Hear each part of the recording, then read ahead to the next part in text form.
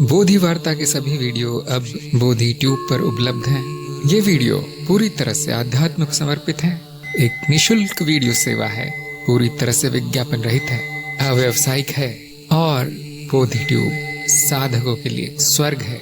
यदि आप विज्ञापन रहित वीडियो देखना चाहते हैं, कृपया बोधि ट्यूब का उपयोग करें और आध्यात्मिक सामग्री का आनंद उठाएं।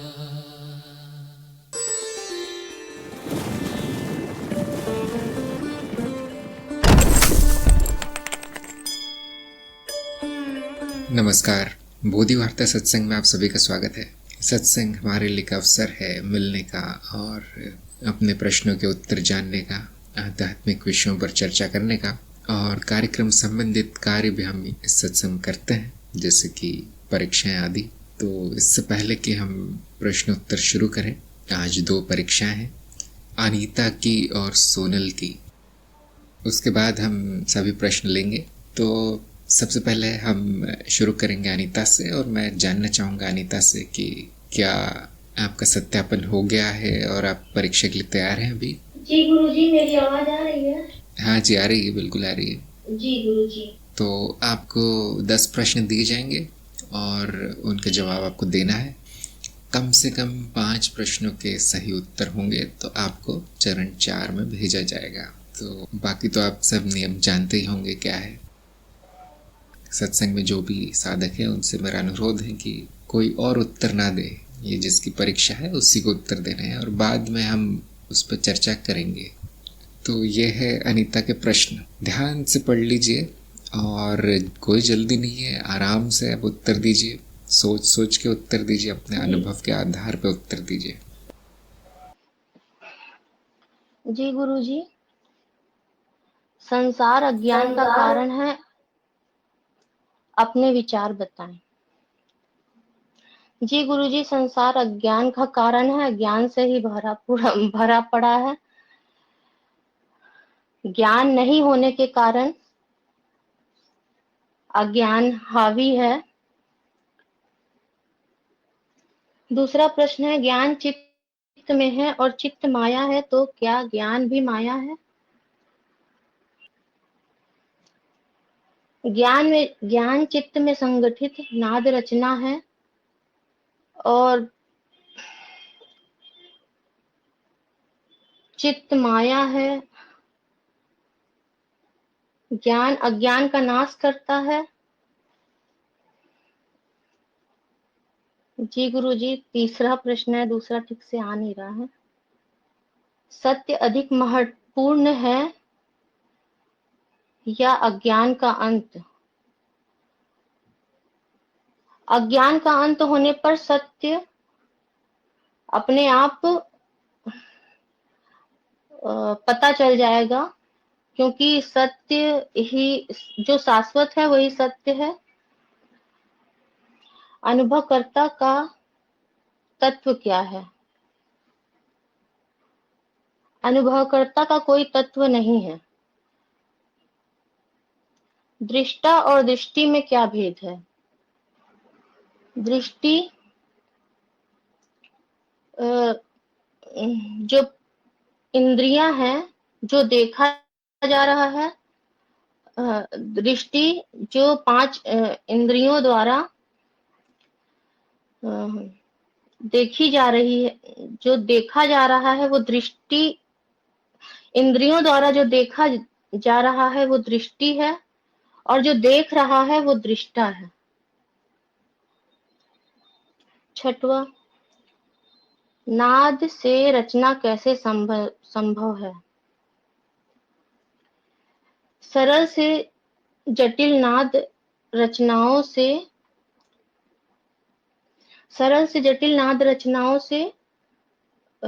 रचना होती है। 7वां है गुरुजी, नाद का रचयिता कौन है? नाद का रचयिता कोई नहीं है। नाद चित्त में जो एक के बाद सरल से जटिल जो नाद रचनाएं होती हैं, जो चित्त में अपने आप ही चित्त की वृत्ति, इसका रचयिता कोई नहीं है, ये प्रक्रिया अपने आप होती है चित्त में, चित्त द्वारा स्मृति में।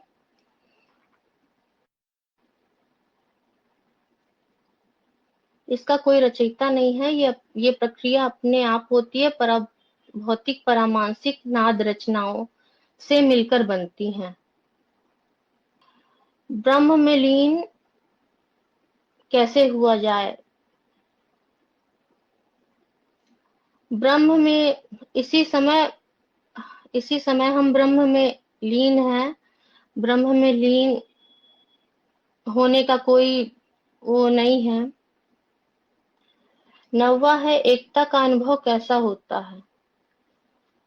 अनुभवकर्ता का जो अनुभव है वही अनुभव क्रिया है, अद्वैत है,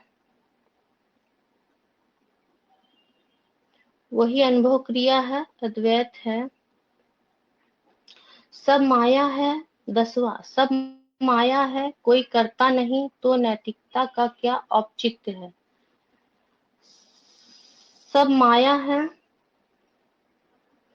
कोई करता नहीं है, कर्ता भाव है,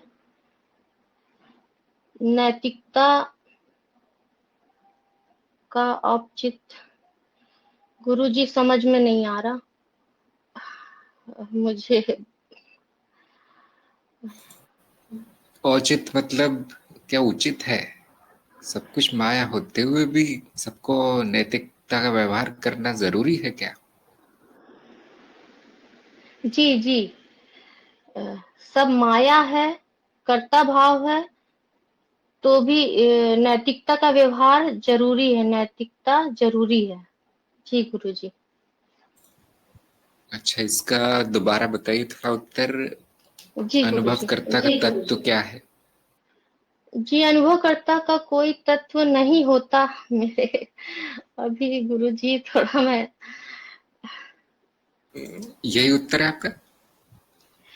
गुरुजी आप तो डरा रहे हैं। नहीं नहीं, मैं सुन नहीं पाया था वो, इसलिए मैंने पूछा आपसे। जी तो गुरुजी, जो है अब यही है, क्योंकि अब समझ में नहीं आ रहा कुछ। हाँ, अच्छा अच्छा अच्छा, ठीक है। बहुत अच्छा उत्तर आया आपके, बहुत अच्छा उत्तर है, ऐसे घबराने की बात नहीं है। तो मैं गिन लेता हूँ आपके नंबर कितने आए हैं। और एक मिनट। अनीता को मिलते हैं 10 में से 5.5 नंबर। तो आप परीक्षा पास कर गए हैं, लेकिन बहुत किनारे पर हैं। थोड़ा और अच्छा कर सकते थे, लेकिन आपको 5 ही नंबर चाहिए थे परीक्षा पास करने के लिए। आपको 5.5 मिले हैं, लेकिन हाँ, थोड़ी सी अभी इतनी पॉलिश नहीं हुई है आपके ज्ञान पे, थोड़ा सा पक्का नहीं हुआ आपका ज्ञान। तो हम और आगे चर्चा करेंगे आपके प्रश्नों पे। अब अगले इस पर अगली परीक्षा पे चलते हैं हम, जो है सोनल की परीक्षा। तो मैं आपको सारे उत्तर बताऊंगा, और जैसा कि हम करते हैं, बाकी लोग भी इस पर चर्चा कर सकते हैं, बाकी लोग अपने उत्तर दे सकते हैं परीक्षा के बाद। तो मैं सोनल से जानना चाहता हूँ कि क्या आपका सत्यापन हो गया है, और क्या आप परीक्षा के लिए तैयार हैं आज? जी प्रणाम गुरुजी। हाँ, मेरा सत्यापन हो गया है और मैं परीक्षा के लिए तैयार हूँ। बहुत अच्छी बात है। तो आपको भी 10 प्रश्न दिए जाएंगे, और आपको भी सभी उत्तर देने हैं, लेकिन और वही नियम है कि 10 में से 5 कम से कम सही होना चाहिए उत्तर। तो ये है सोनल के प्रश्न।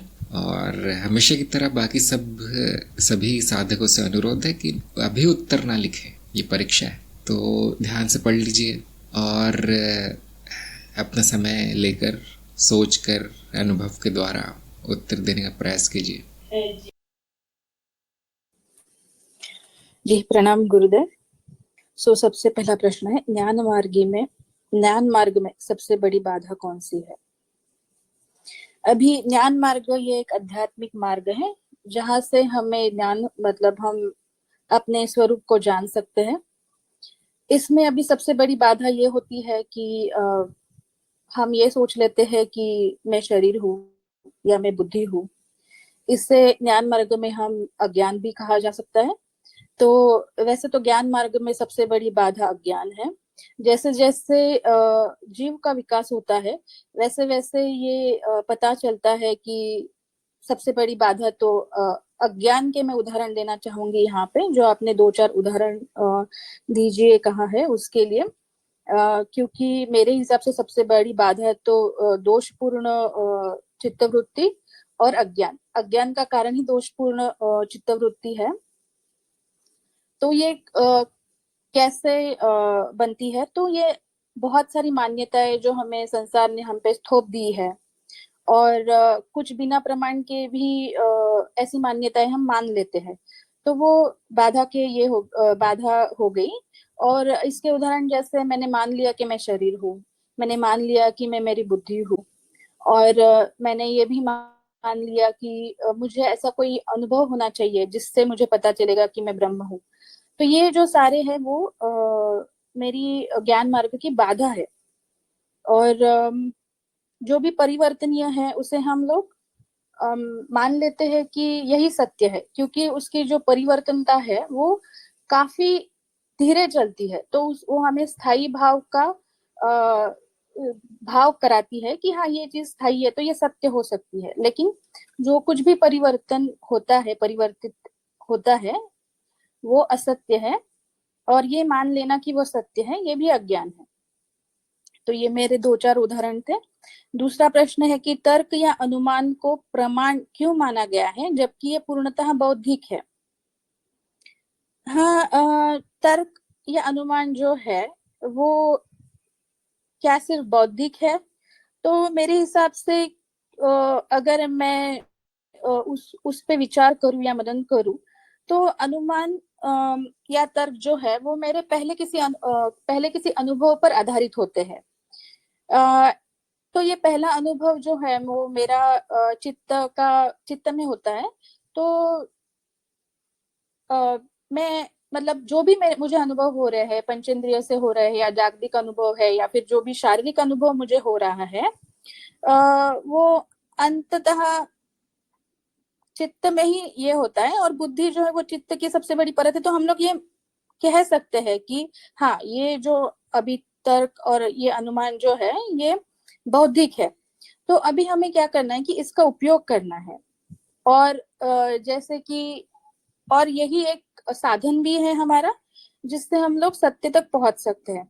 अगर मैंने बुद्धि का उपयोग नहीं किया तो फिर वो किसी भी मान्यताओं को मान लेना फिर से वो अज्ञान हो जाएगा।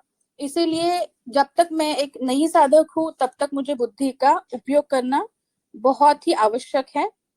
और ये जानना भी कि हाँ जो मतलब उस बुद्धि के तर्क से ही अगर मुझे ये मैंने मापदंड रखा है कि जो भी अपरिवर्तनीय है वो सत्य है, तो इसका जो भी चीज बदल रही है, जो परिवर्तन हो रही है, वो ये जो मैंने संकल्पना सत्य का मापदंड बनाया है उसके अनुसार मैं तर्क करूंगी कि जो भी बदलता है वो सत्य नहीं है। इसीलिए तर्क या अनुमान को प्रमाण माना गया है क्योंकि वो हमें सत्य तक पहुंचाता है।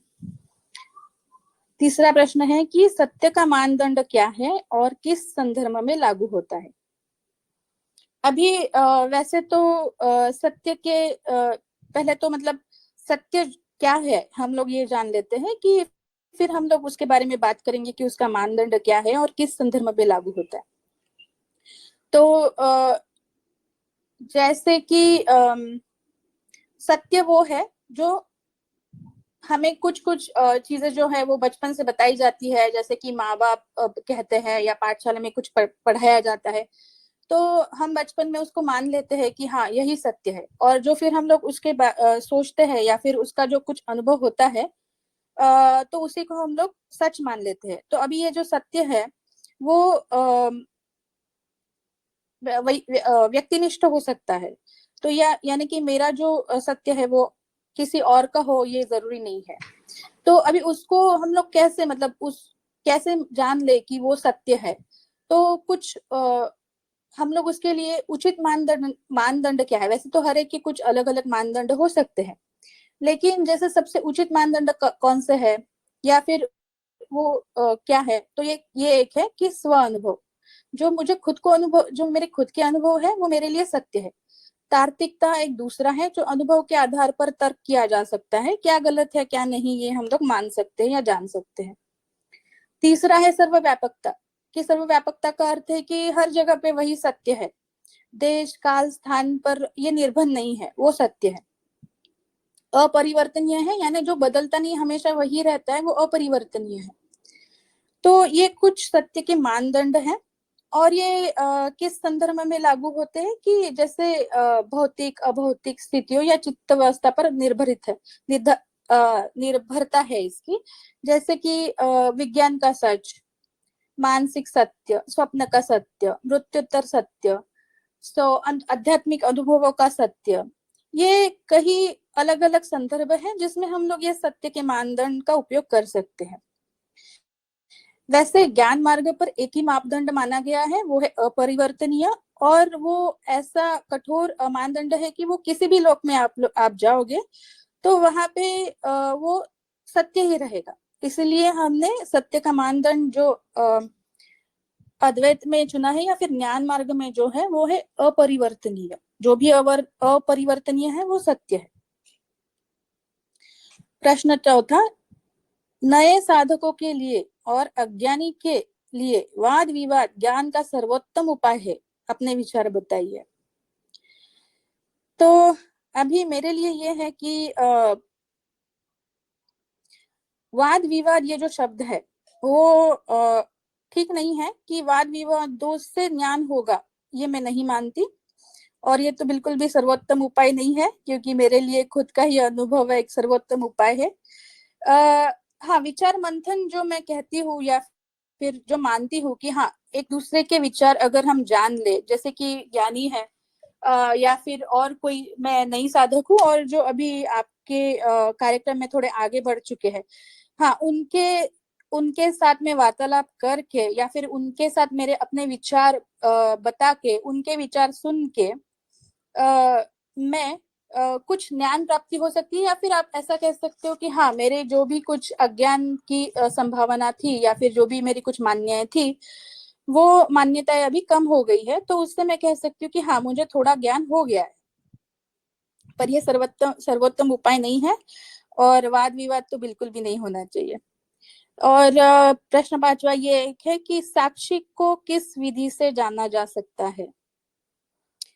तो अभी क्या साक्षी को जाना जा सकता है, वो कोई वस्तु नहीं है, व्यक्ति नहीं है जिसको मुझे जानना है। तो साक्षी ये भाव है, जिस भाव में मुझे होना है। तो इसके लिए कोई विधि है, तो इसका जवाब है हाँ भी और ना भी। क्योंकि जब जब मैं अज्ञान में हूँ तो मुझे ये पता भी नहीं है कि साक्षी भाव क्या होता है।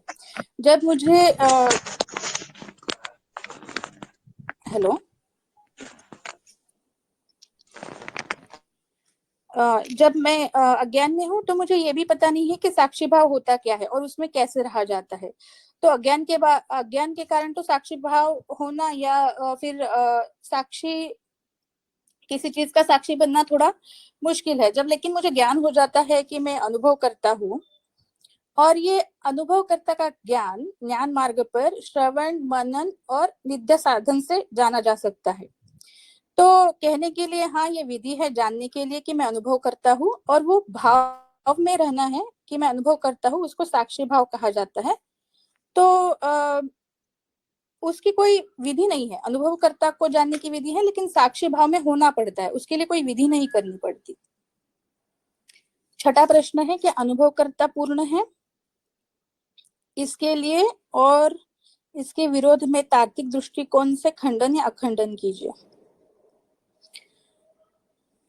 तो प्रश्न ये है कि क्या अनुभवकर्ता पूर्ण है। तो मैं इसका खंडन करती हूँ, यानी कि इसके लिए या फिर ये मैं मानती हूँ कि क्या अनुभवकर्ता पूर्ण है। तो हाँ, ये अनुभवकर्ता पूर्ण है। तो अभी हम देखते हैं कि कैसे है, मतलब पूर्ण क्या होता है। तो पूर्ण ये चीज होती है जो जो जिसे हम लोग संपूर्ण भी कहते हैं, जो एक सुंदरता भी है, और जिसमें नैतिकता भी है। तो पूर्ण मतलब अनुभवकर्ता का तो एक कोई रूप नहीं है, तो वो उसमें ही खुद में ही वो एक पूर्ण है। और ये कैसे कहा जा सकता है कि वो पूर्ण है? तो ये बहुत ही रोचक सवाल है, तो मैं कोशिश करूंगी कि जितनी मेरी समझ है उससे मैं इसका उत्तर देने की कोशिश करूं। तो अनुभवकर्ता एक तो आजन्मा है, जिसका कोई जन्म नहीं हो सकता, जिसका कोई मृत्यु नहीं हो सकता, वो अमर है, और वो अविनाशी भी है, और वो खुद में ही पूर्ण है, वो एक प्रेम भाव है। और इसमें आप क्या जोड़ेंगे, या फिर इसमें से कुछ निकाल भी नहीं सकते, क्योंकि वो खुद में ही वो सारी स्वरूप, उसके वो सारे स्वरूप है। तो इसलिए मेरे हिसाब से अनुभवकर्ता पूर्ण है। प्रश्न 7वां है कि अनुभव क्रिया और शून्यता में क्या भेद है, दोनों को अलग अलग कैसे देखें?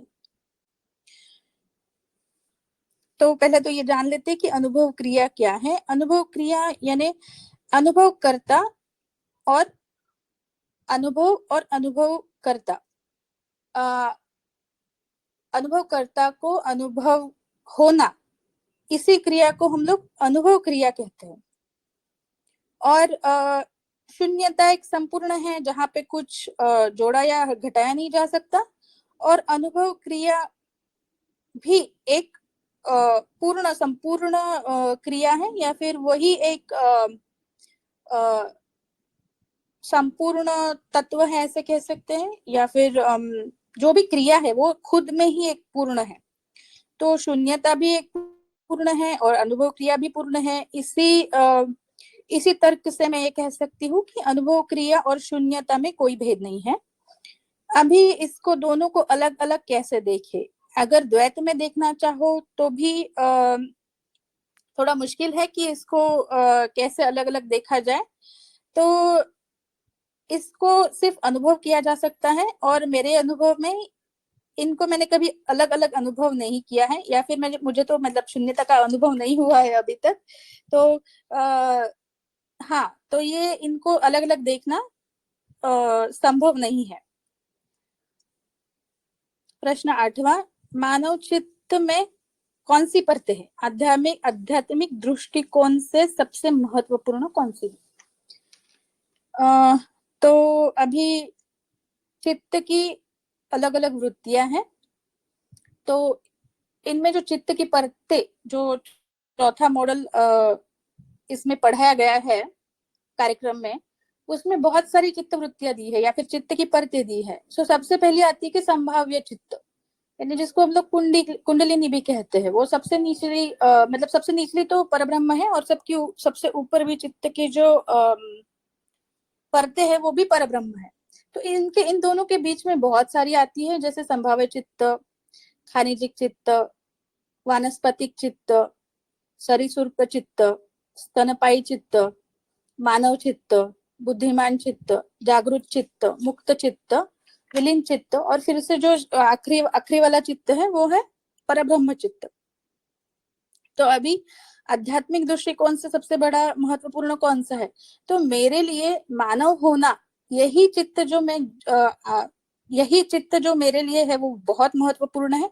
क्योंकि मैं मानव हूँ, इसीलिए मेरे पास बुद्धि है, जिससे मैं जागरूक चित्त की ओर बढ़ सकती हूँ, जिससे मैं अपनी बुद्धि का विकास कर सकती हूँ या उसका विस्तार कर सकती हूँ, जिससे हो सकता है कि मुक्त चित्त, जिसमें महाचित्त समूह चित्त हो, एक संभावना होती है कि उसका भी शायद अनुभव हो।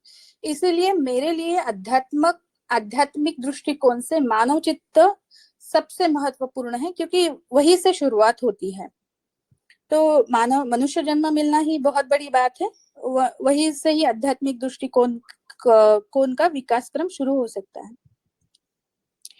सो प्रश्न 9वां, जीव ब्रह्म है लेकिन जगत क्या है? तो मेरी समझ से क्या जीव ब्रह्म है? तो मेरी समझ यह है कि जीव एक ब्रह्म का भाग है, क्योंकि ब्रह्म में सब कुछ आता है, वो अखंड है। और ब्रह्म ही संपूर्ण है, वो खुद में ही संपूर्ण है, तो हम लोग ऐसा कह सकते हैं कि ब्रह्म में जीव है। या फिर वो जो एक हम लोग शून्यता की कल्पना करते हैं उसमें बोल सकते हैं कि हाँ, या फिर जो अस्तित्व की कल्पना करते हैं उसमें हम लोग बोल सकते हैं कि हाँ, जीव ब्रह्म है। लेकिन जगत क्या है? तो जगत भी एक अस्तित्व का भाग है। अगर हम लोग ये कहते हैं कि जीव ब्रह्म है, तो उसके उसके अनुसार, उसके अनुरूप जगत भी एक अस्तित्व का भाग है।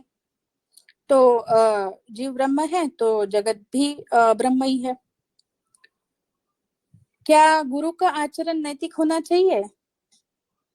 जी, गुरु तो ज्ञानी है, उसका खुद का अनुभव है, इसलिए वो दूसरों को मार्गदर्शन कर रहा है। तो उसका आचरण उसके ज्ञान से ही झलकता है। वो उसके कर्म और उसका जो आचरण है वो नैतिक और संपूर्ण वो अपने आप होता है, क्योंकि वो ज्ञानी है, इसलिए वो गुरु है। तो मेरे लिए इस पे संभाषण करना ये इतना उचित नहीं होगा कि गुरु का आचरण कैसे होना चाहिए। लेकिन अगर मेरी संकल्पना आप पूछे कि गुरु का आचरण नैतिक होना चाहिए, हाँ, गुरु का आचरण नैतिक और सुंदर, संपूर्ण होना चाहिए। जी गुरुजी, धन्यवाद। धन्यवाद। बहुत अच्छे उत्तर हैं आपके, बहुत विस्तार में सोनल ने उत्तर दिए। बहुत खुशी हुई मुझे सुनकर, बहुत आनंद आया इनके उत्तर सुनकर। तो मैं गिन लेता हूँ आपके कितने नंबर मिले हैं आपको। वैसे तो अब पास हैं, ऐसा तो सभी जान ही गए होंगे, सोनल पास है। मैं बस नंबर गिन लेता हूँ आपके। सोनल को मिलते हैं 10 में से 7.5 नंबर। तो बहुत ही अच्छा आपका यहाँ पर परीक्षा रही। और आप दोनों अब चौथे चरण में हैं, जहाँ पर आपको प्रयोग करने हैं जागृत अवस्था के, स्वप्न अवस्था के, सूक्ष्म के, यदि रुचि है तो स्वप्न और सूक्ष्म के भी, और जागृत के ज़रूरी है करना। और हर हफ्ते आपको रिपोर्ट भेजनी है मुझे टेलीग्राम के माध्यम से या ईमेल के माध्यम से कि इस हफ्ते क्या हुआ, कैसी प्रगति हुई, या कोई समस्या आई या नहीं आई। और सत्संग में आते रहना है। और वो वीडियो जो चरण 4 के हैं वो देखने के बाद ही प्रयोग शुरू करना है। तो दोनों में मुझे कोई इतनी बड़ी अभी तक बाधा दिखाई नहीं दी कि ज्ञान है। अनीता में भी ज्ञान है और सोनल में भी ज्ञान दिखाई पड़ता है। तो आप ज़रूर सफल होंगे प्रयोगों में। तो अब कहाँ पर गलती हुई, कहाँ पर नंबर कटे, और सभी जो सत्संग में हैं बड़े धैर्य से सुन रहे थे, उन सब के विचार क्या है ये हम अब अगले 15-20 मिनट में जानेंगे। थोड़ा बहुत इस पर चर्चा करेंगे, उसके बाद ही हम दूसरे प्रश्नों पर आएंगे, जैसा कि हम करते हैं। तो मैं दोनों को अपनी शुभकामनाएं देना चाहूँगा कि आपने बहुत अच्छा प्रयास किया। ये चरण 2 को पार करना ही सबसे बड़ा प्रयास है इस कार्यक्रम में। सबसे बड़ी बात यह है कि आप चरण 2 को पार कर जाते हैं, एकदम कोरे आते हैं, जो कुछ पता नहीं होता क्या करना है। और फिर भी कठिन होते हुए भी लोग जो है ऐसा बोलते हैं जैसे पंडित बोल रहा है यहाँ पर सत्संग में कोई। तो ये बहुत अच्छी बात है, कार्यक्रम की सफलता भी है और साधकों की निष्ठा है, मेहनत का फल है। तो अब मैं ऐसा नहीं कहूँगा कि हाँ सब कुछ गलत था और ये, लेकिन हाँ अनीता को थोड़ा सा और प्रयास करना चाहिए, थोड़ा सा और अपने ज्ञान में बढ़ोतरी करने का प्रयास करना चाहिए। है आपका ज्ञान वैसे? गुरुजी, मैं कुछ बोल सकती हूँ? हाँ, बोलिए। जी, बोधि वार्ता सत्संग परिवार का मैं बहुत बहुत आभार देना चाहती हूँ। और अश्विन जी और प्रज्ञा जी ने और पद्मजा जी ने मेरी बहुत सहायता की। तो मैं सिर्फ 5 गुण रखना चाहती हूँ, 2.5 मार्क उनको दे दीजिए। धन्यवाद। हाँ जी, ये जो आगे बढ़ गए हैं हमारे कार्यक्रम में, उनकी जितनी प्रशंसा की जाए कम है। अपने मन से ही वो सबको सहायता देते हैं, सबको मार्गदर्शन दे रहे हैं। और अगर मैं चला भी जाऊं, अगर इस सत्संग से, तो अभी मुझे विश्वास है कि चलता रहेगा अब। तो हाँ, ये सभी लोग जो नए साधकों की सहायता कर रहे हैं उनको भी मैं धन्यवाद देना चाहता हूँ कि उनके कारण बहुत सी परीक्षाएं पास हुई हैं। कभी कभी मुझे इतना समय नहीं रहता कि सबको मैं इतना उत्तर दूं विस्तार में, क्योंकि मैं तो बहुत विस्तार में दे ही चुका हूँ जो मैं दे सकता था। वो तो आप जानते ही हैं, सारे वीडियो तो वही मेरा उत्तर है, मतलब मेरे वही उतना ही ज्ञान है मुझे छोटा मोटा। तो हाँ, इसमें जो बाकी लोगों ने अपना योगदान दिया है बोधि वार्ता में, सहमत हूँ सोनल से कि उनको सारे नंबर दे देना चाहिए। तो हाँ, यहाँ बस पास होना ज़रूरी है, नंबरों का इतना उपयोग है नहीं। देखिए क्योंकि जैसे जैसे आप आगे बढ़ेंगे कार्यक्रम में, आप देखेंगे जहाँ जहाँ कमी थी वो भरने लगती है, वो अपने आप एक बुद्धि खुलने लगती है। जहाँ जहाँ कमी थी वो अपने आप उसके उत्तर आने लगते हैं। सत्संग में आप जुड़े रहेंगे और चर्चा करते रहेंगे, मनन करते रहेंगे और इस पर छोड़ेंगे नहीं अगर मार्ग को, तो सारा ज्ञान, संपूर्ण ज्ञान नाश हो जाएगा। जो छोटा मोटा बचा है वो भी, तो इतना भी हो गया तो मैं सोचता हूँ कि हाँ, बड़ी उपलब्धि हो गई। तो सभी से मैं कहूँगा कि जो अगले चरणों में पहुँच गए लोग, उनकी सहायता लेने में हिचकिचाए नहीं। तो अब हम चर्चा शुरू करते हैं प्रश्नों पे, और अनीता के प्रश्न पहले लेता हूँ मैं। तो अनीता का एक ये था, मैंने बात की इनसे, इन्होंने कहा कि कुछ भी पता नहीं था इनको, ज्ञान मार्ग क्या है उतना भी नहीं पता था, कि मार्ग वार्ग होते क्या है कभी सुना नहीं था। फिर भी प्रगति अद्भुत है, अद्भुत प्रगति। ऐसे मतलब एकदम पूर्ण अज्ञान से यहाँ परीक्षा पास कर लेना, मैं समझता हूँ कि ऐसा बहुत कम होता है आध्यात्मिक क्षेत्रों में। अधिकतर साधक आपने देखा होगा कई वर्षों तक भटकते रहते हैं। अब इनका पहला प्रश्न था, संसार अज्ञान का कारण है, अपने विचार बताइए। तो अनीता ने अपना विचार बताया कि हाँ, कारण है, लेकिन मैंने इनके 50% नंबर काटे थे। क्यों? क्योंकि अगर आप संसार में रहते हैं और आपकी बुद्धि बहुत तेज है, आप सुनते नहीं है वो सब जो संसार में चल रहा है, वो देखते नहीं है, किसी की बातों में नहीं आते, मान नहीं लेते किसी का कहा, तो फिर संसार कारण नहीं है, फिर आप ही कारण है। अगर अनीता इतना उसमें जोड़ देती कि हाँ, संसार सोत्र है अज्ञान का, लेकिन कारण तो मैं हूँ जो मान लेता हूँ जो भी है। खैर, जब हम छोटे होते हैं तो हमारी बुद्धि नहीं चलती, जो बताया गया वो मान लिया जाता है। बड़े होने के बाद, 20 साल पार करने के बाद, आपके पास क्या बहाना है कि मैं सब मान लूं जो लोग कहते हैं? क्या बहाना है मेरे पास? लेकिन तब तक मतारोपण इतना हो चुका होता है और कोई ऐसा रास्ता दिख नहीं पड़ता कि मुझे आगे बढ़ना है अध्यात्म में, या बुद्धि शुद्ध करना है, या सब ये जो भी कचरा जमा हुआ है अब हटाना है, वो सारा जो भी परिवार से या समाज से मिला है, संसारिक वृत्तियों से, मेरी ही संसारिक वृत्तियों से मिला है ना। मैं आया हूँ मनुष्य रूप में तो मेरी वृत्तियों की वजह से आया हूँ। जैसे कि कभी कभी मैं कहता हूँ ना कि मनुष्य जन्म अज्ञान के कारण ही होता है, तो कौन है फिर अज्ञान के कारण? वहां तो संसार नहीं था ना। तो सभी लोग मुझे लगता है इस बात पे सहमत होंगे कि हाँ, जितना संसार का हाथ है मेरे अज्ञान में, उतना मेरा भी है। हम देते हैं, दोष देते हैं, और मैं तो बहुत देता हूँ, आपने देखा ही होगा। मैं तो बहुत कड़वे वचन मेरे निकलते हैं समाज के लिए। शिक्षा पद्धति जो है, गुरुजन जिस तरह के कार्य कर रहे हैं, पैसों के पीछे भाग रहे हैं, वो भी संसारी हो गए हैं। अध्यात्म को भी संसार बना दिया उन्होंने, दुकान खोल ली है लोगों ने अध्यात्म की। ये सब कड़वे में बोलता हूँ लेकिन ध्यान दीजिए, जब एक उंगली दूसरों की तरफ उठ रही है तो बाकी 3-4 उंगलियां जो है आपकी स्वयं की तरफ इशारा करती है। तो और किसी ने एक मजाक भी किया था, एक जोक भी मारा था कि जब आप किसी और पे उंगली उठाते हैं तो हाँ, 3 उंगलियां आपकी तरफ होती है लेकिन अंगूठा ऊपर होता है। अर्थात इसमें भगवान का भी दोष है। तो ये माया ही ऐसी है, देखिए, इस माया ही ऐसी है, ये आपको अज्ञान में रखती है। हाँ, आनंद बोधि ने लिखा है, अज्ञान कारण में स्वयं। ये अनीता को बोल देना चाहिए था, फिर भी 50% नंबर मिले उनको। दूसरों का है दोष इसमें, लेकिन सबसे बड़ा दोष मेरा है। और फिर ज्ञान का कारण कौन है? हाँ, ज्ञान का कारण भी मैं ही हूँ। गुरु केवल एक संकेत मात्र देता है, गुरु केवल एक माध्यम है, मैं ही तो जाता हूँ गुरु के पास कि मेरा अज्ञान हटाइए। ज्ञान का कारण भी मैं ही हूँ, ये अच्छी बात है। ज्ञान चित्त में है और चित्त माया है, तो क्या ज्ञान भी माया है? तो अनीता ने कहा कि मैं इसका जवाब नहीं दे सकती। तो मैं ये सत्संग में पूछना चाहूँगा, जिन्होंने ज्ञान की माया का वीडियो देखा है वो तो जान ही गए होंगे।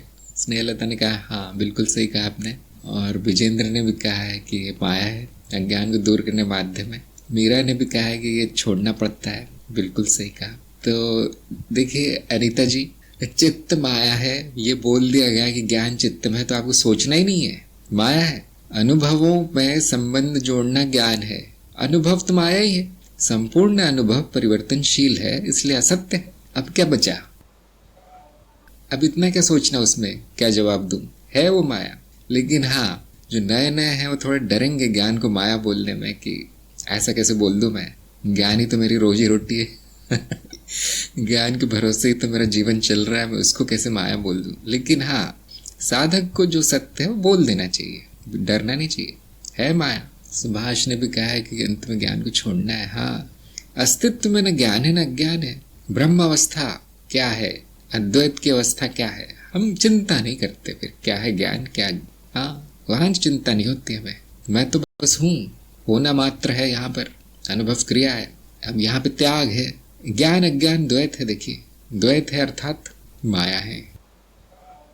ये इस पर बहुत लोग घूम जाते हैं, बड़े बड़े लोग जो है इस पे बड़ा घुमाने वाला प्रश्न है, मैं जानता हूँ, कोई बात नहीं, ये इनका गलत हो गया। अच्छा, तीसरा प्रश्न था अनीता कि सत्य अधिक महत्वपूर्ण है या अज्ञान का अंत? तो इन्होंने कहा कि हाँ, इन्होंने ये भी घुमाने वाला प्रश्न था वैसे, और इनका जवाब बिल्कुल सही था अनीता का कि ज्ञान पे ध्यान दीजिए, अपने आप सत्य पता चल जाएगा। दोनों साथ साथ हैं, ज्ञान मिलना और सत्य जानना, है ना। अज्ञान का अंत हो जाएगा, सत्य आ जाएगा, और सत्य जान जाएंगे, अज्ञान का अंत हो जाएगा। इन दोनों में संबंध है। नहीं, सत्य बता दीजिए, फिर मुझे घर जाना है, जल्दी मुझे कहीं जाना है, इस तरह के लोग आते हैं। आप जो बताएंगे वही सत्य होगा, ऐसा नहीं होता। अपने अज्ञान का अंत करना चाहिए व्यवस्थित रूप से, चरणबद्ध तरीके से, क्रमबद्ध तरीके से, तार्किक रूप से, सिस्टमैटिक। उसके बाद सत्य ही सत्य है फिर, है ना। बहुत से लोग आते हैं इधर कि ये जो यहाँ लिखा है वो सत्य है क्या? मैं कहता हूँ मेरे कहने से हो जाएगा क्या? ऐसा क्यों पूछते हो? जो मैं बोल रहा हूँ, ज्ञान दे रहा हूँ, व्यवस्थित क्यों नहीं चलते? खुद का सत्य क्यों नहीं जान लेते? वो उनको पसंद नहीं आती बात। तो हाँ, बिल्कुल सही उत्तर था अनीता का। और नंबर 4 था अनुभवकर्ता का तत्व क्या है? तो उन्होंने कुछ जवाब दिया, मुझे दोबारा पूछना पड़ा क्या है, और फिर अनीता ने कहा कि इसका कोई तत्व होता नहीं है। तो मैंने इनको 50% नंबर दिए। तो ऐसा इसलिए क्योंकि 50% तो सही है उत्तर कि नहीं होता, तत्व नहीं होता है, लेकिन तकनीकी भाषा शून्य है। हाँ देखिए, स्नेहलता और मीरा ने कहा है तकनीकी भाषा में हम इसको शून्यता कहते हैं, वो बोल देना चाहिए। शून्य है, इसका अर्थ है कि नहीं होता, तत्व ही नहीं है उसका, कोई पदार्थ नहीं है, कोई धर्म नहीं है, धरा नहीं है उसका, कोई जमीन नहीं है उसकी अनुभवकर्ता की। दिव्या ने पूछा ज्ञान तो चित्त के माध्यम से संचारित होता है। हाँ जी, जरूरी है चित्त होना, बुद्धि होना, आदि आदि, स्मृति होना, स्मृति में संचित है ज्ञान, लेकिन माया है। नकारात्मक ज्ञान आपको अद्वैत तक ले जाता है, संपूर्णता तक ले जाता है, अपने स्वयं के दर्शन करवाता है, वो है नकारात्मक ज्ञान। अर्थात जो भी मान्यताएं भरी थी चित्त में, उनका हटना। जैसे सब कुछ शून्य है, चित्त भी शून्य हो जाता है, शून्य हो जाता है बाद में। अगर सारा ज्ञान होने के बाद चित्त में कुछ बचा है कचरा, तो फिर कुछ हुआ ही नहीं, फिर ज्ञान मार्ग में काम नहीं हुआ पूरा। तो ज्ञान अज्ञान भी मल है, ज्ञान भी मल है, ऐसा शैव दर्शन में कहा गया है। तो वही हम भी कहते हैं अद्वैत में, लेकिन हमारी भाषा अलग है। हम कहते हैं कि सकारात्मक ज्ञान माया है, नकारात्मक ज्ञान एक कह लीजिए झाड़ू की तरह है जो उसको साफ कर देता है द्वैत ही सब। लेकिन जब कुछ बचता नहीं है तो ही आप बचते हैं, तो ही सत्य बचता है। तो जो नए आए हैं इसके चक्कर में ना पड़े कि नहीं अज्ञान को माया बोल दिया, अब नहीं चाहिए, ऐसा नहीं है। ज्ञान लेने का प्रयास कीजिए। ये प्रक्रिया ऐसी बनाई गई है कि ज्ञान अपने आप छूट जाता है। हाँ, तो ये दिव्या का उत्तर था। नए लोगों को ज्ञान के पीछे भागना चाहिए, लेकिन जो आगे बढ़ गए हैं, जो 18वें वीडियो को पार कर गए हैं, वो जान जाएंगे कि अब ज्ञान से कुछ नहीं होता। होना महत्वपूर्ण है, जानना नहीं। अस्तित्व में जानने का कुछ भी नहीं, होना मात्र है अस्तित्व। बहुत सरल है अस्तित्व। ब्रह्म मैं हूँ, यहाँ पर ज्ञान नहीं कुछ। ब्रह्म ज्ञान जो हम कहते हैं पूरी तरह बेकार शब्द है ब्रह्म ज्ञान। ऐसे ही आत्मज्ञान कहते हैं। ज्ञान केवल माया का हो सकता है, देवी को जाना जा सकता है थोड़ा बहुत, वो भी ज़्यादा नहीं, वो भी रहस्यपूर्ण नहीं है। तो अंत में ज्ञान नहीं होता, ज्ञान मार्ग पे कोई ज्ञान नहीं होता। हाँ, नए आने वालों के लिए थोड़ा सा उलझन पैदा करेगा ये। तो आप नए जो लोग हैं उनको यही सुझाव दिया जाता है, ले लो ज्ञान, ले लो जितना हो सकता है ले लो। तो अनुभवकर्ता का तत्व शून्य है। उनको 50% मिल गए इसमें, अनीता को।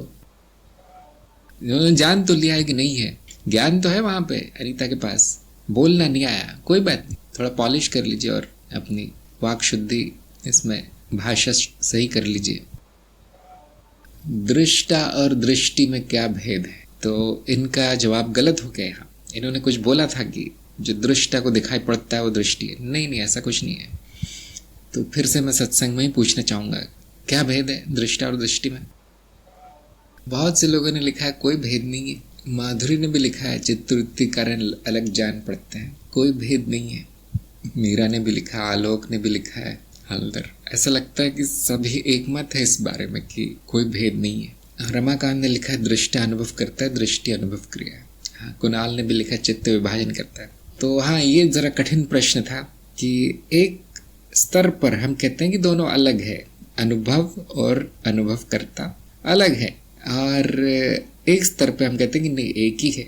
तो ये दो स्तरों पर उत्तर आना चाहिए, द्वैत के स्तर पे, अद्वैत के स्तर पे। क्योंकि दृष्टा जो है द्वैत के स्तर पे लागू है ये नाम, अद्वैत के स्तर पे दृष्टा नहीं होता, दृष्टि होती है। तो हाँ, पडवेकर ने समीकरण भी लिख दिया, देखिए दृश्य प्लस दृष्टा दृष्टि के बराबर है। हाँ, दोनों मिल जाते हैं, वो दृष्टि है। तो ये उत्तर देना चाहिए था इनको, लेकिन मैं जानता हूँ थोड़ा कठिन है, तो प्रयास तो किया था लेकिन इतना अच्छा नहीं लगा। तो यही है कि अद्वैत के स्तर पे एक ही है, और द्वैत के स्तर पे जब चित्त विभाजित कर देता है अद्वैत को द्वैत में, चित्तवृत्ति कारण योग का वियोग हो जाता है, तो वहां पर दृष्टा अलग दिख पड़ता है। ऐसा हमें ज्ञान होता है कि वो नहीं वो तो अनुभव नहीं है भाई।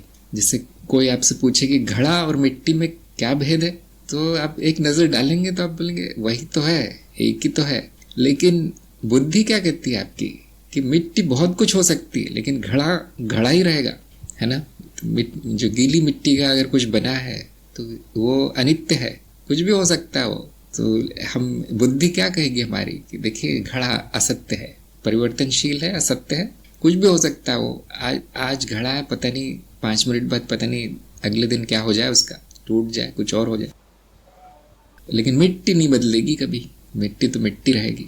लेकिन आप एक नज़र डालेंगे वहाँ पर, जो है वो है, घड़ा ही मिट्टी है, मिट्टी घड़ा है। यह अद्वैत का स्तर है। जब बुद्धि नहीं आती बीच में, जब चित्तवृत्ति नहीं आती, तो जो भी है उसको अनुभव क्रिया कहेंगे। ये बोधि वार्ता का बड़ा एक विशेष तरीका है बताने का, समझाने का अद्वैत को। मैं जानता हूँ अद्वैत को दूसरे शब्दों में भी समझाया गया है। सभी लोग जानते होंगे जो अद्वैत की पढ़ाई करके आए हैं यहाँ पे, कॉलेजों से, यूनिवर्सिटी से, या डिग्री विग्री लेके PhD वगैरह जो करते हैं, वो जानते हैं कि शास्त्रों में अद्वैत को समझाने के कई और तरीके आते हैं, बताया गया है। और अक्सर मैंने देखा उपनिषदों में और यहाँ केवल लिख दिया जाता है कि मैं ब्रह्म हूँ। अवधूत गीता में भी हमेशा लिख दिया गया है, बस कैसे भाई कैसे? ये केवल उपमा या अप्रोक्ष अनुभव, तर्क आदि के माध्यम से ही समझाया जा सकता है। और ये बोधि वार्ता में एक विशेष प्रक्रिया अपनाई गई है समझाने के लिए कि द्वैत से अद्वैत की तरफ इस तरह ले जाया गया है कि समझ लो, पहले भेद समझ लो फिर मिलाना, इस तरह से बताया गया है। चित्त का जो माया जाल है उसको काटने का ऐसे प्रयास किया गया है। एकदम से नहीं पता चलेगा अद्वैत क्या है, एक प्रयास किया गया है यहाँ पर। काफ़ी सफल है, मैंने देखा है, काफ़ी लोग पहुँच जाते हैं अनुभव क्रिया तक। लेकिन कभी कभी मुझे बैठ कर दिखानी पड़ती है, पता नहीं क्या चमत्कार ही क्या है, लेकिन ऐसा ऐसा जान लीजिए कि जिसको ब्रह्म ज्ञान हुआ है उसके साथ आप बैठ जाओ थोड़ी देर, तो आपको साक्षात ज्ञान हो जाता है उसका कि मैं ही ब्रह्म हूँ। साक्षात उसको शब्दों में कहना भी बड़ा कठिन हो जाता है। मैं जानता हूँ वीडियो से थोड़ा कम होगा, इसलिए मैं उस पर बहुत जोर नहीं देता। जब लोग पूछते हैं ना, नए नए लोग, ब्रह्म ज्ञान नहीं, मैंने कहा तुम्हें आत्मज्ञान तो हुआ है ना? हाँ, वो बहुत ज़रूरी है। चित्त के परे जाना बड़ा कठिन है, थोड़ा सा बुरी तरह उलझे हैं उसमें। लेकिन हाँ, जिसको ब्रह्म ज्ञान हुआ है, जो उस अवस्था में है सहज समाधि की, उसके पास बैठ जाइए आप। मैं ये नहीं कहता कि भौतिक रूप से, शारीरिक रूप से पास हो, आप फोन पर भी किया जा सकता है। और सत्संग में बैठे रहिए आप, थोड़ा सा पता नहीं क्या है, हो जाता है इससे। गुरु क्षेत्र से प्रार्थना कीजिए, आपको एक विशेष तरह का ज्ञान होगा। हाँ, सोनल ने कहा सत्संग में भी ऊर्जा का अनुभव। हाँ जी, खो से जाते हैं हम इसमें, अनुभव क्रिया जब होती है। जो भी लोग चरण 4 में गए हैं, वो समावेशी ध्यान का प्रयोग कीजिए ब्रह्म को जानने के लिए, ब्रह्म ज्ञान के लिए, ब्रह्म अवस्था में आने के लिए। वैसे तो मैं कहता हूँ हाँ आपकी ब्रह्म अवस्था ही, लेकिन गुरु जी दिखाई नहीं पड़ती। अच्छा ठीक है, नहीं दिखाई पड़ती तो मैं उपाय कर देता हूँ। जिससे आपको लगता होगा कि मुझे कोई बीमारी है, लेकिन डॉक्टर कहता है नहीं ठीक हो, लेकिन नहीं, विश्वास नहीं होता डॉक्टर जी, तो बोलता अच्छा ये लो सफ़ेद गोली देता है वो, कोई कड़वी सी, होता कुछ नहीं है गोली में, लेकिन आपको लगता है हाँ गोली दे दिए अब ठीक हो जाऊंगा मैं, और वो अपने आप ही वो वहम चला जाता है कुछ दिनों में और ठीक महसूस होता है। इस तरह से वो सब ध्यान वगैरह वगैरह वगैरह दिया गया है आपको, है तो आपकी वही अवस्था। जो लोग चाहते हैं इसको जान लेना, उनके लिए उपाय दिए गए। समावेशी ध्यान का प्रयोग बड़ा काम आएगा, उपयोगी, और प्रार्थना करते रहिए। और जिसकी तरफ संकेत किया गया है, शब्दों के परे देखिए। शब्दों से संकेत होता है, लेकिन आपको शब्दों के परे देखना है। अद्वैत को शब्दों से नहीं जाना जा सकता, न बताया जा सकता है। अच्छा, अब आगे चलते हैं। ऐसा तो हमारी सत्संगी हो जाएगी ब्रह्म पे। नाद से रचना कैसे होती है, इस पे मैंने 50% नंबर दिए हैं अनीता को। इन्होंने कहा है कि सरल से जटिल होता जाता है नाद रचना है, और इस तरह रचना होती है। बिल्कुल सही है, उत्तर तो सही है इनका, लेकिन फिर से तकनीकी शब्दों का प्रयोग नहीं किया गया। तकनीकी शब्दों का थोड़ा सा प्रयोग अनीता को सीखना चाहिए। पंडित होने का प्रयास कीजिए। अब थोड़ा सा आपको बोलना चाहिए था कि स्वयं संगठन से होता है। स्वयं संगठन आदि आदि ऐसी 10-12 मैंने प्रक्रिया गिनाई है। मैं ये नहीं कहता कि आप लोगों को उसको याद कर लेना है, नहीं, वो सामने लिख के रख लेना है, थोड़ा नोट करके कि हाँ ये प्रक्रिया होती है। मुझे खुद याद नहीं रहती क्या है वो सारी प्रक्रिया। स्वयं संगठन और क्या प्रतिलिपि ये विज्ञान है ना, ये विज्ञान है, तो विज्ञान की भाषा प्रयोग करनी है। हाँ, प्रतिकृति मीरा ने कहा है। और भी 2-4 है। एक विनाशकारी प्रक्रिया है, वो भी रचना ही करती है ना। विनाश होता है तो रचना होती है। जो टूट फूट गया है, सड़ गया है, उसको विनाशकारी प्रक्रिया फिर सरल में बदल देती है, और वही जो सरलता है नई रचनाओं में वापस आती है। विघटनकारी प्रक्रिया, हाँ जी, बहुत लोगों को प्रक्रियाओं के नाम याद हो गए होंगे कई लोगों ने वो वीडियो बार बार सुने हैं, उनको याद हो गए होंगे। तो मैंने तो बस लिख के रख लिया, मैं याद नहीं रखता। आप अपने आसपास देख सकते हैं प्रक्रिया होते हुई। ये बड़ी आश्चर्य की बात है, जो ऋषि मुनियों ने हजारों सालों से पहले देख लिया था, इसलिए ये सारा विज्ञान जान गए थे वो। तो ऐसे होती है रचना नाद से, और ये विज्ञान है। ज्यादा इस पर कहना नहीं है कि सत्य है। विज्ञान में क्या सत्य होगा, विसत्य होता है। विज्ञान का सत्य भी विसत्य होता है। तो ये माया का ज्ञान है। नाद का रचयिता कौन है, इनका उत्तर बिल्कुल सही था, कोई रचयिता नहीं है नाद का। ब्रह्मलीन कैसे हुआ जाए, इनका उत्तर पूरी तरह सही था। मुझे बड़ा आश्चर्य हुआ, क्योंकि मैं उम्मीद नहीं कर रहा था यहाँ सही उत्तर आने की। लेकिन जैसा कि मैंने बताया, पहले ही ब्रह्मलीन है। यही ज्ञान होगा आपको कि मैं पहले से ही ब्रह्म हूँ, सब कुछ ब्रह्म है, सब कुछ लीन है, सब कुछ शून्य है, और इसकी कोई प्रक्रिया नहीं है, कैसे वैसे कुछ नहीं है, जो कि अनीता ने बिल्कुल सही बताया। हाँ, इनके 2-3 ही शब्द इन्होंने उपयोग किए, लेकिन समझ गया मैं, हाँ ज्ञान है इनको। एकता का अनुभव कैसे होगा, इसके मैंने 50% नंबर काटे हैं। क्योंकि एकता का अनुभव नहीं हो सकता। जैसे मैं कहूँ कि मुझे एकता का अनुभव हुआ है, मतलब ज्ञान है। तो अनीता ने कुछ बोला था जिसके कारण मैंने 50% नंबर दिया। अभी मेरे ध्यान से चला गया, मैं रिकॉर्डिंग में दोबारा सुनूंगा। तो इनको यही कहना चाहिए था बस कि नहीं हो सकता अनुभव, छोड़ दो, उम्मीद ही छोड़ दो उसकी। क्योंकि जैसे मैं कहता हूँ कि अनुभव हो गया मुझे, तो फिर वो एकता नहीं रही, वो अनुभव हो गया वो, और यहाँ अनुभव करता हो गया, द्वैत में वापस पहुंच गए। एकता अवस्था है, इतना शब्दों की सीमा में, भाषा की सीमा में हम निर्वचनीय है, लेकिन थोड़ा संकेत मात्र कर सकते हैं कि एकता अवस्था की तरह है, जहाँ समाधि है, जहाँ पे भेद नहीं है, जहाँ द्वैत नहीं है, इसका ज्ञान संभव है। हाँ, इसी को ब्रह्म ज्ञान कहा गया, इसी को योग कहा गया है, संभव है ये स्थिति पे आना। अभी भी वही स्थिति है, अज्ञान के बादलों से ढक गई है वो प्रकाश एकता का।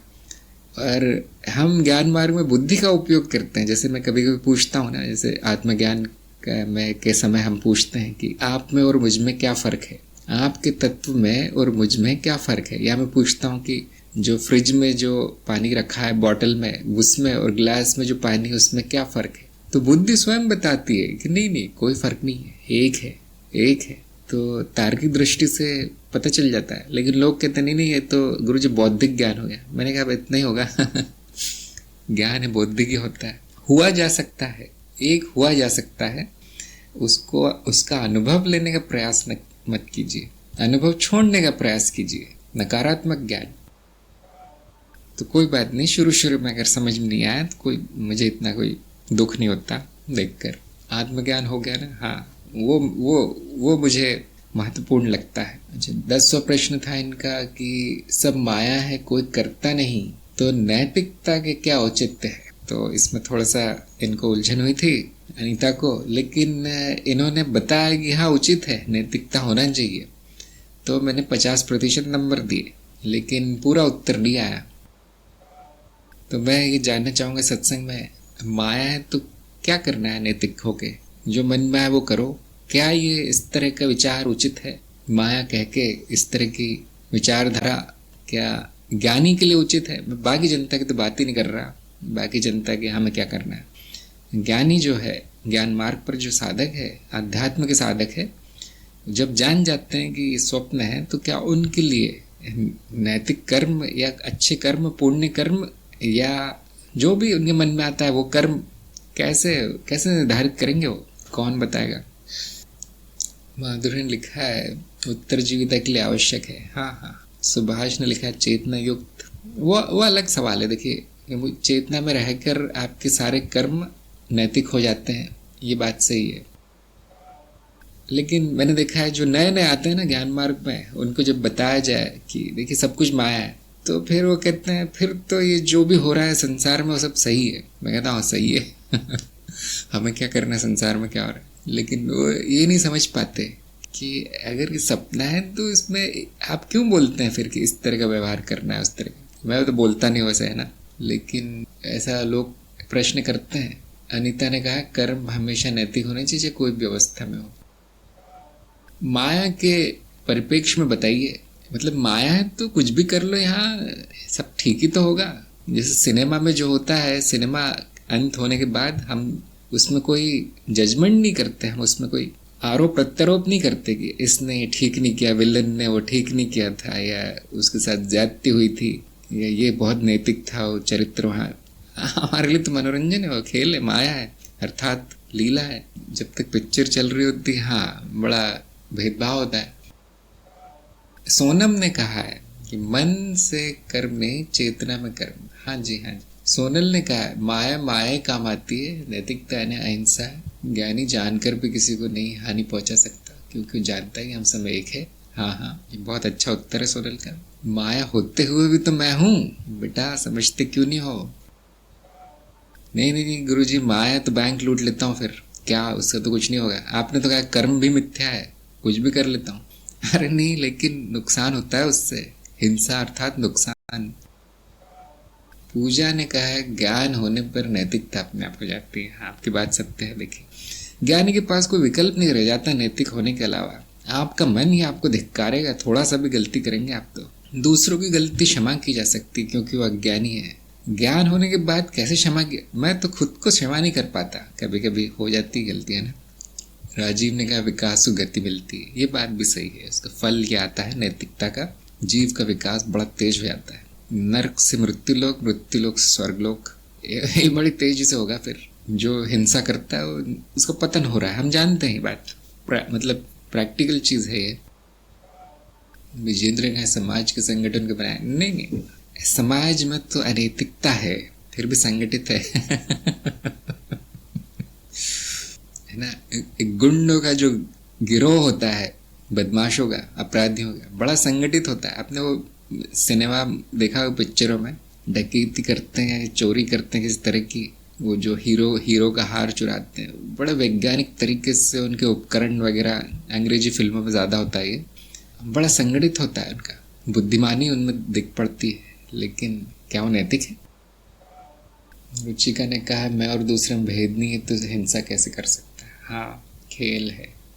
शिफाली ने कहा कर्म फल आते हैं। हाँ जी, बुद्धिमान व्यक्ति जानता है कर्म सही नहीं करूँगा तो फल बस आने वाले हैं, देखने वाले हैं। मीरा ने भी कहा है नियंत्रण आवश्यक है। अश्विन ने भी कहा है कि ज्ञानी का कई लोग अनुसरण करते हैं, इस कारण वैज्ञानिक कर्म नैतिक होना उचित है। ये इन्होंने एक बहुत अच्छा मुद्दा उठाया अश्विन ने, कि जैसे माँ बाप है, बच्चे होने के बाद थोड़े सुधर जाते हैं पहले वो कुछ भी करते थे, जैसे पिता है शराब पीते थे, माँ जो है झूठ बोलती थी, लेकिन बच्चे होने के बाद मैंने देखा थोड़ा सा एक उत्तरदायित्व, जिम्मेदारी से उनमें आ जाती है। मुझे बच्चे के सामने कम से कम ये नहीं करना है, गालियां देना, गुस्सा करना या हिंसा बच्चे के सामने नहीं करना है। तो इतना मैंने देखा थोड़ा सा बदल जाते हैं वो, और वो इसलिए है क्योंकि जिम्मेदारी का भाव आ जाता है कि मुझे सही होना है तो मेरे बच्चे सही होंगे, वो थोड़ा सा सीखेंगे, कुछ अच्छे संस्कार पढ़ेंगे। वैसे ही ज्ञानी जन देखते हैं कि हाँ मेरे पर निर्भर हो रहे हैं लोग, मेरे शिष्य हो रहे हैं, अब उसको रास्ते पे आना ही पड़ता है। सारा पूरा जो अपनी अशुद्धियाँ वो अपने आप त्यागनी पड़ती है। लोग क्या कहेंगे, मुझसे पूछ रहा है, ज्ञान ले रहा है और मैं ही ऐसा हूँ इसलिए मैंने कहा है कि जो सिखाना चाहते हैं उनकी प्रगति बहुत तेज हो जाती है। जो ज्ञान प्रसार या ज्ञान दान में लगे हैं उनकी प्रगति बहुत आसमान छूने लगती है अचानक। बहुत अच्छा इन्होंने अश्विन ने एक पॉइंट बताया मुझे। दिव्या ने कहा है कि ज्ञान की सीमा नहीं होती, निरंतर होने वाली प्रक्रिया अनुभव है। बहुत अच्छी बात कही आपने, हाँ बिल्कुल सही है। आगे जाके आपको पता चलेगा कि ज्ञान का अंत होता है। जो सीमा की बात है वो माया के क्षेत्र में, उसकी सीमा नहीं। विकेश ने कहा है कि नैतिकता से ज्ञान मार्गी गलत रास्तों में नहीं फंसेगा, नैतिकता ज्ञान मार्गी गुण है। हाँ जी, बिल्कुल सही कहा आपने। पतन होने की संभावना नहीं रहती अगर आप नैतिक मार्ग पर चलें तो, अहिंसक हो तो।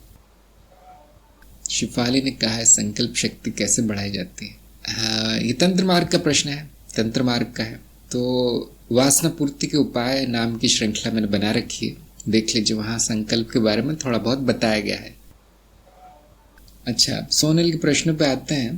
पहला इनका प्रश्न था कि ज्ञान मार्ग में सबसे बड़ी बाधा कौन सी है? इनका उत्तर बिल्कुल सही था, इन्होंने सारे उदाहरण दे दिए।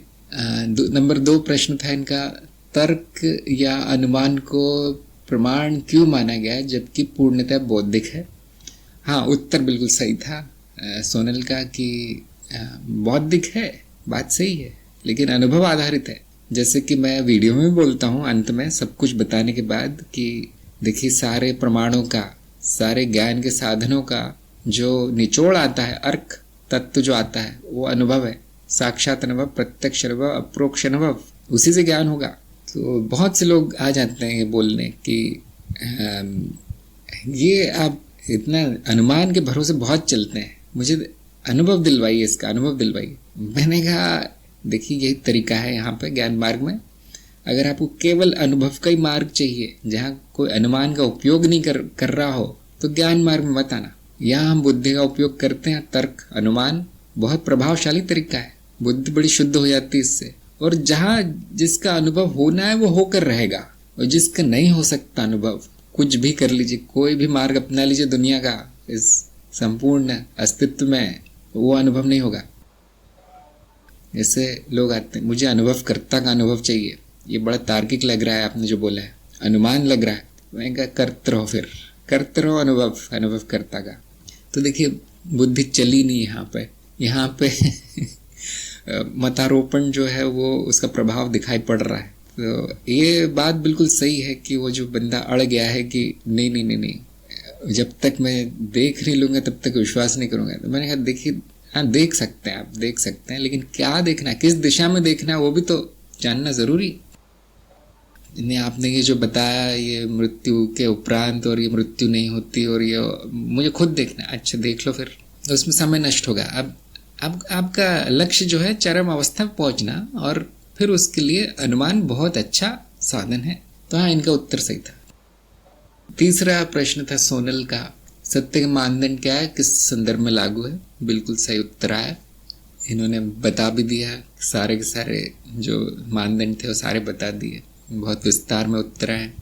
तो अंत में इन्होंने बता दी कि जो हमारा जो मानदंड है, या तो ज्ञान मार्ग का मानदंड, अद्वैत का मानदंड, वो ऐसा है कि हर संदर्भ में लागू होता है। यही एक है जो हर संदर्भ में, चित्त की हर अवस्था में, हर परिस्थिति में लागू हो सकता है। इस पे उंगली नहीं उठाई जा सकती जो हमने सत्य का मानदंड लिया है। और मैं कहूँगा जिंदगी भर इसको आप धारण कीजिए, मतलब जिसको कहते हैं शिरोधार्य है, यही है आपका, यही बेड़ा पार करवाएगा ये मानदंड। बाकी लोग कुछ भी कहते रहे, उसे बकवास है। अच्छा, अगला प्रश्न था इनका, नए साधकों के लिए वाद विवाद ज्ञान का सर्वोत्तम उपाय है, अपने विचार बताएं।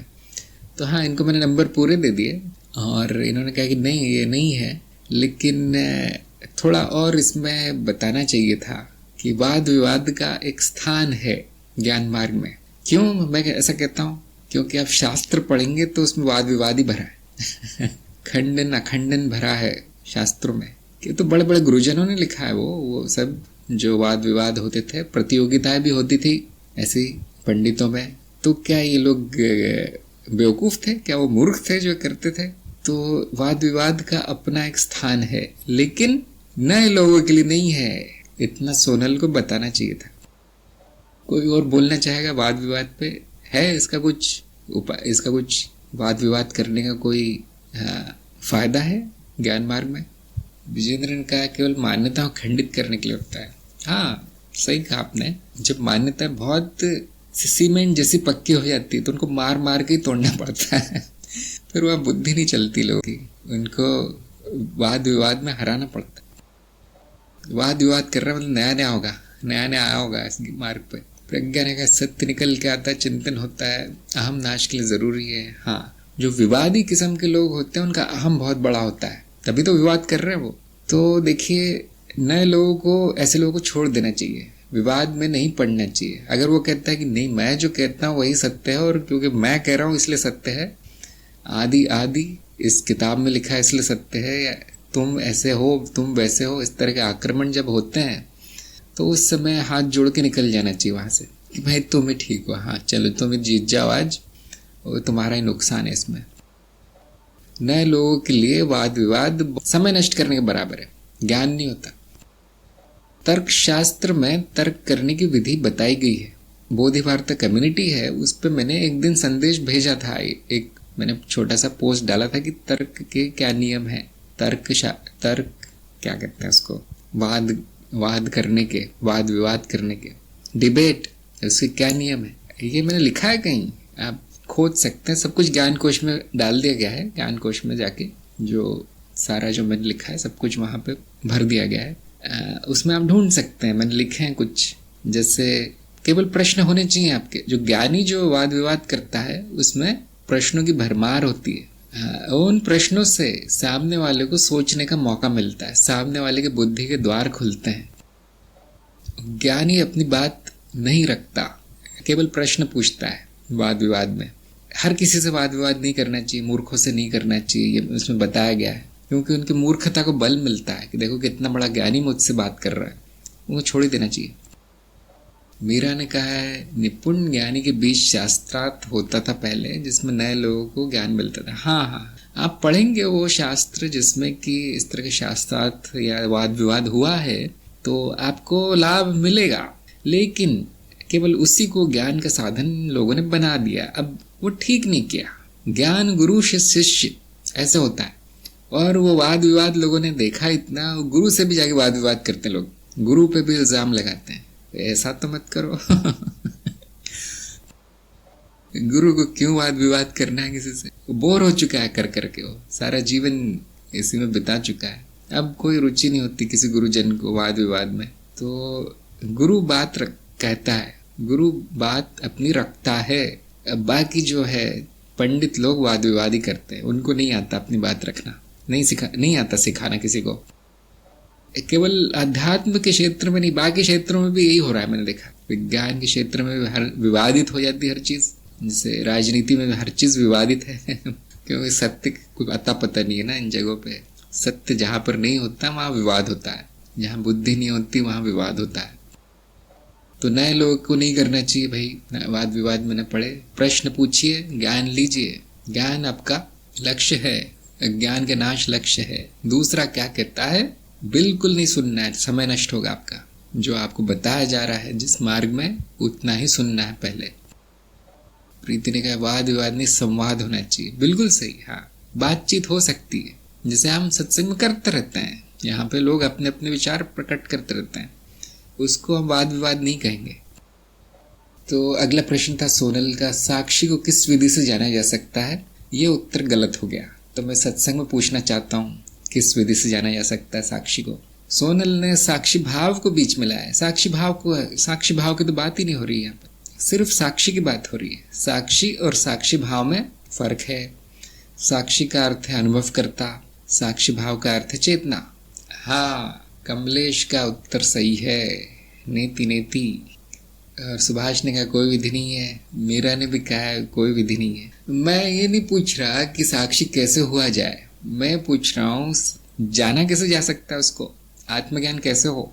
योगेश ने भी कहा नेति नेति। नेति नेति सही जवाब है।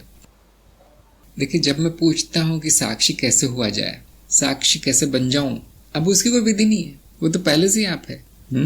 लेकिन जानू कैसे मैं कि मैं साक्षी हूँ, ज्ञान कैसे हो मुझे मेरा, ये इसकी एक विधि है।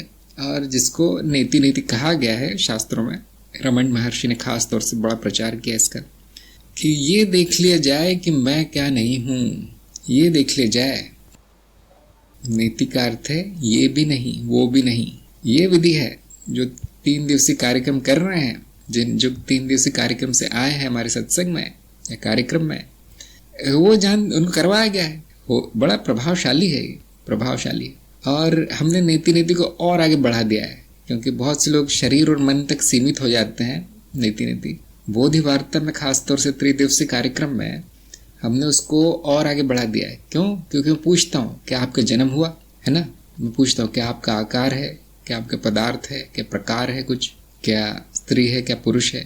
थोड़ा और आगे बढ़ा दिया, उसको संपूर्ण कर दिया गया नीति नीति को यहाँ पे। और आप देखिए उस कितना प्रभावशाली है वो। जिनको भी ये 3 दिवसीय कार्यक्रम में लाया गया, 80% लोगों का आत्मज्ञान हुआ है। हाँ, ऐसे 1-2 थे मतलब जिन पर नीति नीति भी काम नहीं कर पाई, लेकिन हो सकता तैयार ना हो उसके लिए। अगर यदि सोनल को आत्मज्ञान हुआ है तो यही जानने से हुआ होगा कि मैं क्या नहीं हूँ, मैंने क्या सोचा था अपने बारे में, वो त्यागने से। यही इसी को विधि बोल दिया गया है। इसको विधि आप क्या बोलेंगे, अब इसको और क्या बोलेंगे। तो हाँ, इसमें मतभेद हो सकता है। ऐसे लोगों ने कहा कोई विधि नहीं है, लेकिन प्रश्न पर दृष्टि डालिए थोड़ी सी। मैंने ये पूछा है कि उसे ज्ञान कैसे हो, आत्मज्ञान कैसे हो, ये पूछा है। नंबर 6 था कि अनुभव करता पूर्ण है, इसके लिए और इसके विरोध में तार्किक दृष्टिकोण से खंडन अखंडन कीजिए।